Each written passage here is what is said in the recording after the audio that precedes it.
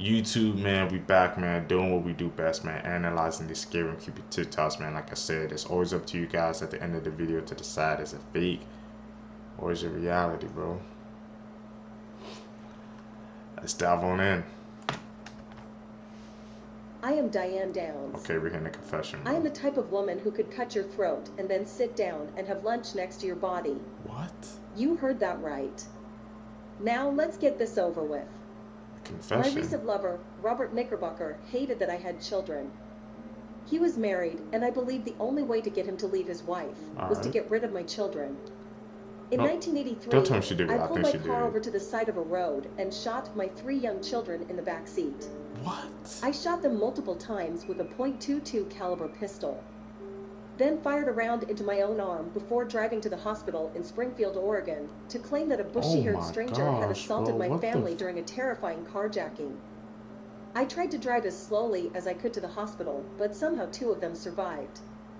Cheryl, who was only 7, had died. What? Danny, who was 3, was paralyzed from the waist down. Oh my gosh, and Christy, who was 8, suffered a stroke that impaired her speech. It took them 9 months to finally arrest me, and when they did, I was pregnant again. I thought I would pursue people to think I was innocent. I told them that I can't replace my child, but I can replace the effect a child gives, which is love. And that's what I needed. I was arrested. So she did all that, man, just to have another child? Bro, what the hell? This is freaking insane, bro. On February 28th, 1984. When Christy regained her speech, she told the police I tried to kill them. They gave me life in prison. She got her speech back to the daughter? 3 years later, I escaped by scaling a barbed wire fence and went on the run. What? 11 days later, I was found inside the home of another cellmate's husband. I told them I was looking for the bushy-haired stranger. She's still trying to go with that story, eventually went to live with the lead prosecutor on the case, Fred Hughey. He and his wife, Joanne, adopted them in 1986. Oh. Christy now has a child she named after her little sister, Cheryl, who I murdered. The child I had during the arrest was adopted. To this day, I sit in prison lying through my teeth of my innocence. That's freaking creepy, bro. I am Catherine Knight. On the night of February 29th, I returned home in Aberdeen, New South Wales, after a night out drinking. So we're getting a couple of confessions to start off, alright. My partner and I, John Price, got into a heated argument that escalated into a physical altercation. Don't let it get to that level, At some point during the altercation, I retrieved a butcher knife from the kitchen and stabbed John repeatedly. What? I then proceeded to take a number of gruesome actions. Oh my gosh. I skinned John's body and hung his skin from a meat hook in the living room. What? I then decapitated him and cooked parts of his body, intending to serve them to his children. When the police arrived, they found a scene of unimaginable horror. John's body was dismembered and scattered throughout the house. His head was boiling in a pot on the stove, and a plate of cooked meat, believed to be from his buttocks, was sitting on the kitchen table with a note I had written that read, "Time got you back." Okay, Captain Knight, she's a demon, bro. This is like a demon. Jonathan, for raping my daughter. I was immediately arrested and charged with murder. I was found guilty and sentenced to life in prison without the possibility of parole. She didn't even say that in the beginning of the story. What the hell? Beautiful Finley Bowden was taken into care at just 3 days old. 10 months later, he was given back to his parents. And after 39 days in their care, in the early hours of his first Christmas morning, he was murdered. What? Quick trigger warning, there is a description of Finley's injuries in the video, and they are horrific. This is insane, Stephen Bowden, 30, and Shannon Marsden, 22, were drug users and lived in a squalid home that you wouldn't even house an animal in. There was filthy bedding, filthy clothing, an unusable bathroom, and rotting food in the kitchen. What? There were also signs of drug use scattered around the house. How can they give him back Stephen to and Shannon were 24 and bro? 17 when their relationship began, and when Shannon fell pregnant, child protection concerns meant that her baby would be taken into care shortly after being born, as the... No, he should have already been in jail. He was messing with the freaking minor, bro. They were not fit to be parents. Finley was born in February 2020 and taken into care at 3 days old. However, in October 2020, he was given back to his parents, over an 8-week period, Okay. despite social workers asking for a longer transition. They Family knew, courts bro. decided that Finley should be given back to his Of parents course, messed up under on an this case, 8-week man. plan, including unsupervised visits and overnight stays of varying durations. On November 17th, Finley was placed back into his parents' care Well, the courts even knew permanently. this was a bad Over idea, the next bro. 10 days in November, No, there the were social 3 workers. visits by social workers, and on December 23rd, a social worker visited the house but was refused entry. Yeah, that's 2 weird. days later, Finley was murdered. The couple waited a whole hour after Finley's death What? to call for an ambulance, as Stephen needed to hide his drugs. Finley's autopsy showed a catalogue of horrific injuries. Oh my gosh. He had 57 fractures to his bones, What? including 45 rib fractures, a broken shoulder, a broken arm, a broken shin bone. What the hell? His thigh was broken What type of monster could do this to a damn baby? in 4 places, and his pelvis was broken in 2 places after being stamped on. He also had several burn marks Oh from a my hot, gosh. flat surface and a cigarette lighter, and 130 bruises all over his tiny body. This is insane, He'd bro. also developed pneumonia, endocarditis, inflammation of the lining of the heart, and sepsis. This wasn't a quick accidental death. It was a long, drawn-out, painful process for Finley, Oh my inflicted by gosh. the 2 people that he should have relied on for protection. They A both search did of the some couple's damn internet history showed some devils, really bro. disturbing things. Just before Finley had been returned to them, they'd read a story about a father that had been charged for killing his 2-month-old son. Another was a woman that had been charged for killing her What? 20-month-old So they were daughter planning to through do neglect. this. There were lots more similar searches leading right up to Finley's death. Stephen and Shannon both denied murder, but due to the overwhelming evidence, a jury found them both guilty Yeah, in what the April They be 2023, researching that crap, and they'll be bro. sentenced at a later date. They showed absolutely zero emotion as they were found guilty. They didn't even care, bro. Let's talk about what this teen did to be the youngest person to be put on death row. She's a monster. In 1995, Kathleen Okay. Schlimmer was found brutally What she unalive do? in Knoxville, Tennessee. Someone had used a concrete brick on her head multiple times. Now, What? the autopsy found that even before that, she was tortured for an hour and even had carvings on her chest. What the But you hell? won't believe how they found out that this monster did it. Krista How? Gale was walking around bragging to her friends about what she had did. Was showing off a piece of Colleen's skull that she had kept as a souvenir. What? the? Now it was later found that Krista and her boyfriend had unalived Kathleen together, and they had did it because she was jealous that Colleen was trying to steal her boyfriend, which wasn't true at all. Okay. Imagine just living your life and somebody feels threatened by it. And that was it. So she wasn't even trying to steal the boyfriend, so she was just freaking jealous and did it.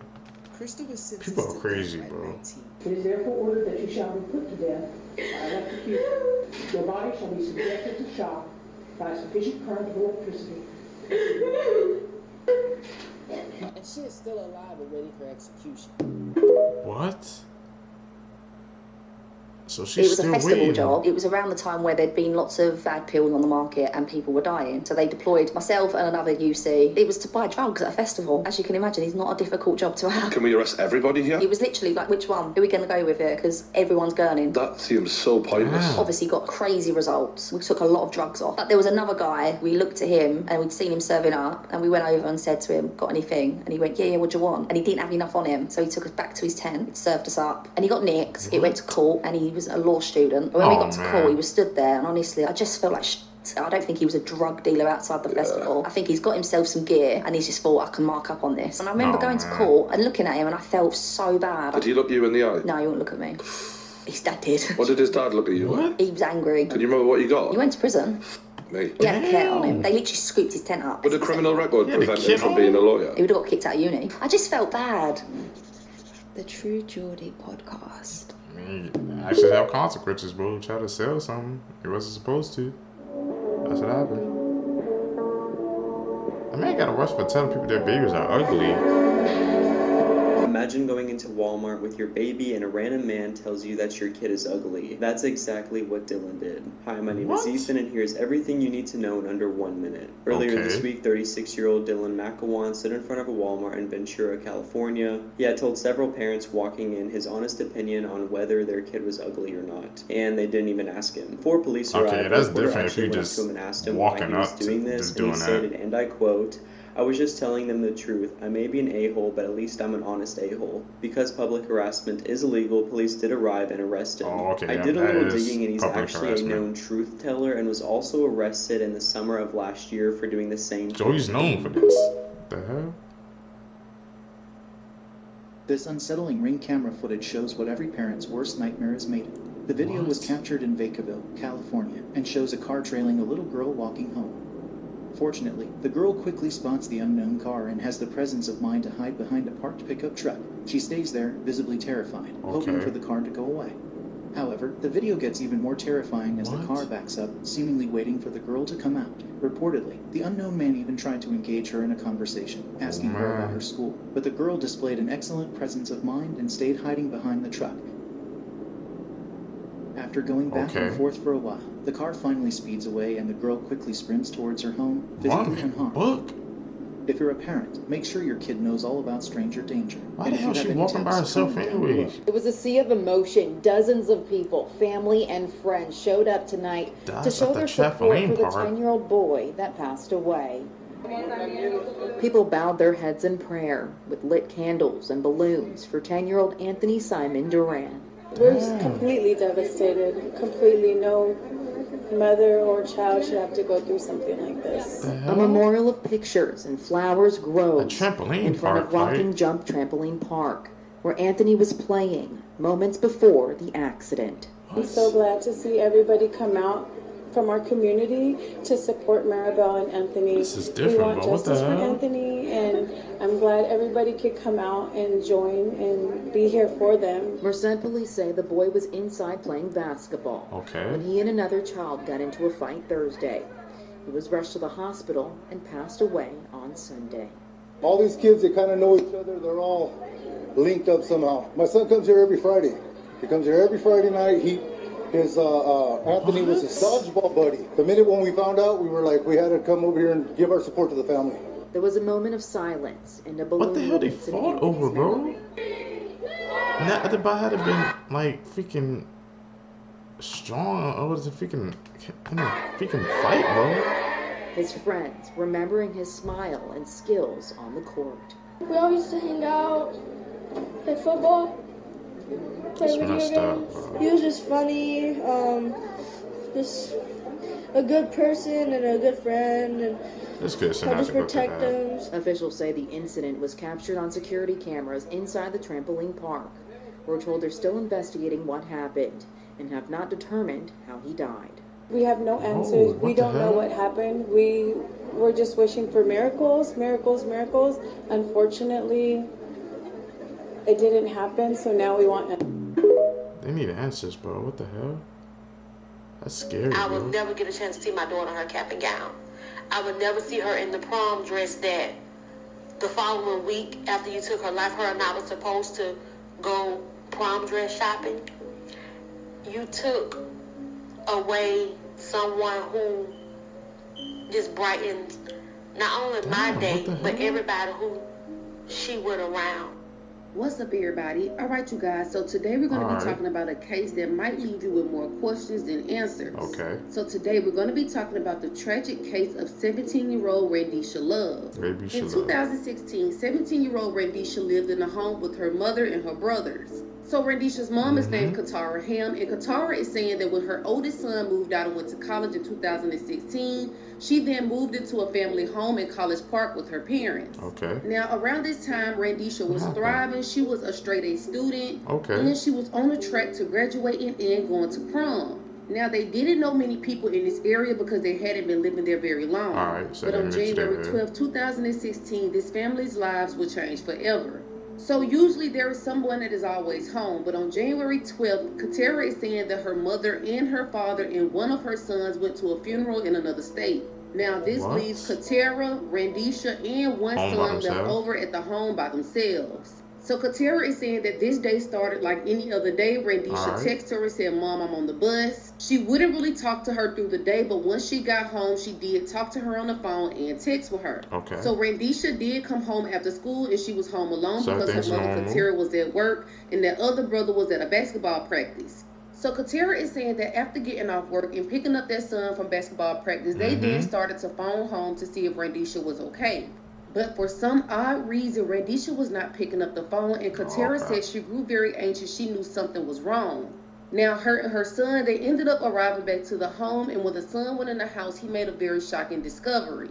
So Katera was getting her things from the car, but the son went ahead before her. She said that when she walked in behind her son, she was like, "Where's Randisha?" And he just had a very crazy look on his face. She began to call for Randisha, and that's when the son looked at her and said, "Mom, there she is right there."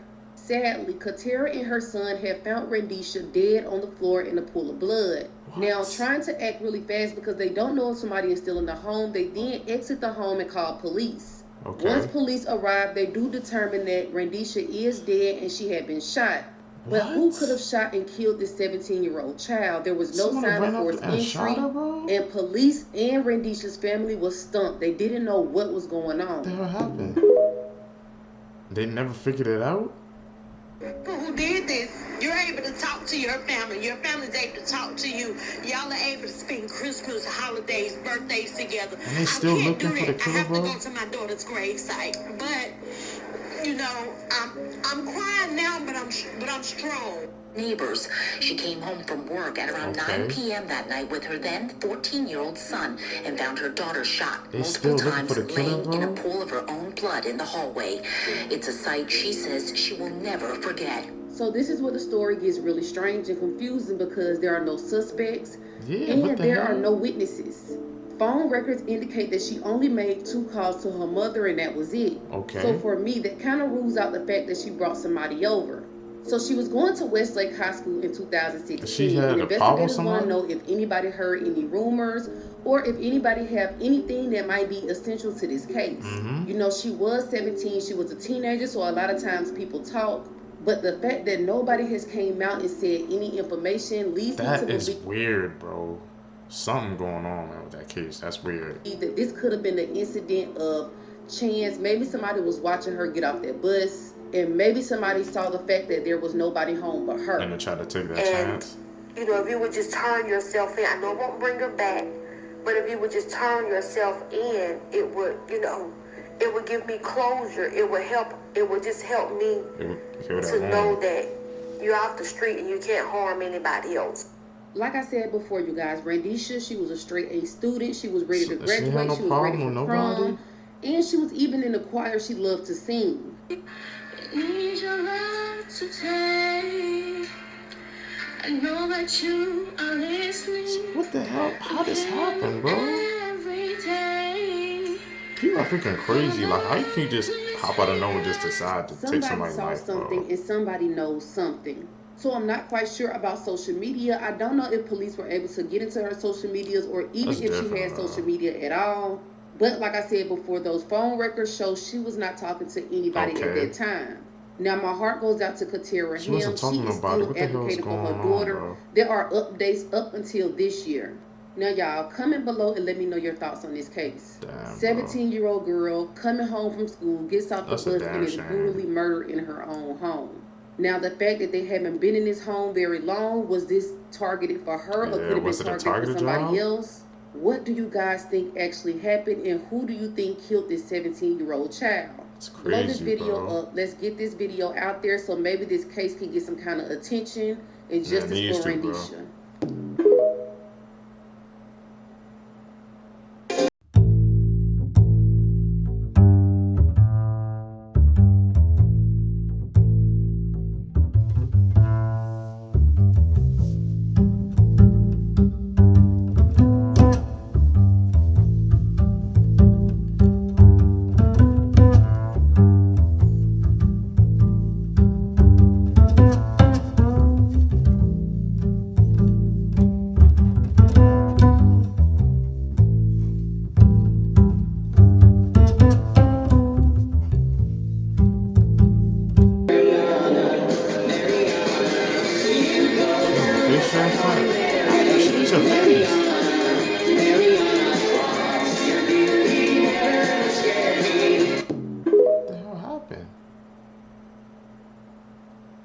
People are just animals, bro.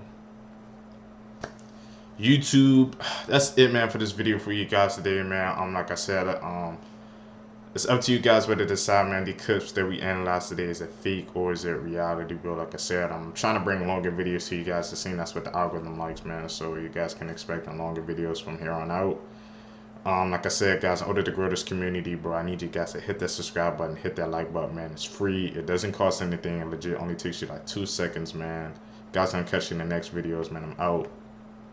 Peace, YouTube.